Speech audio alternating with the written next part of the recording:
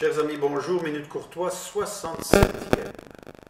Je ne peux évidemment pas démarrer cette minute sans faire référence aux événements dramatiques survenus à Liège cette semaine.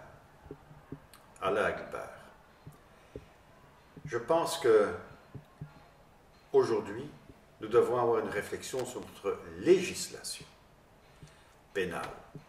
La législation pénale d'aujourd'hui, qui est appliquée aujourd'hui, elle date d'une époque, d'une période qui ne connaissait pas ce genre de problématique.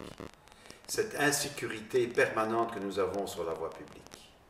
Le fait que partager des endroits avec des individus radicalisés est une menace permanente.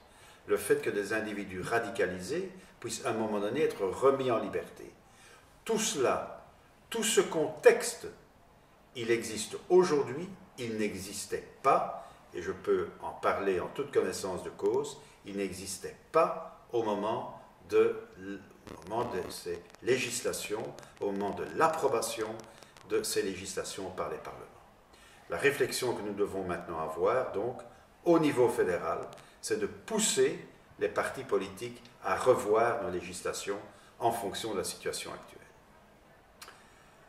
Mon deuxième élément et sujet de réflexion, je vous en avais parlé la semaine dernière, c'est je m'inquiète. Je m'inquiète que certains enfants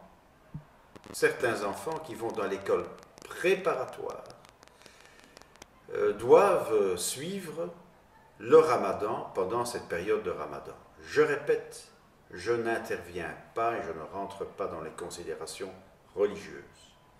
Je pose seulement la question de la responsabilité, 1384 du Code civil, de la personne qui a autorité sur ses enfants, si un enfant a un problème, une difficulté médicale ou quoi que ce soit.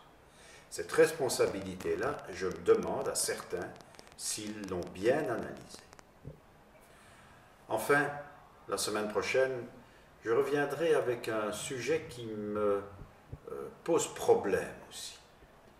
J'apprends que certains théâtres qui font des pièces comiques, reçoivent beaucoup moins de subventions de la communauté française que des théâtres où là, on réfléchit et on se demande si on ne va pas se suicider tous les jours.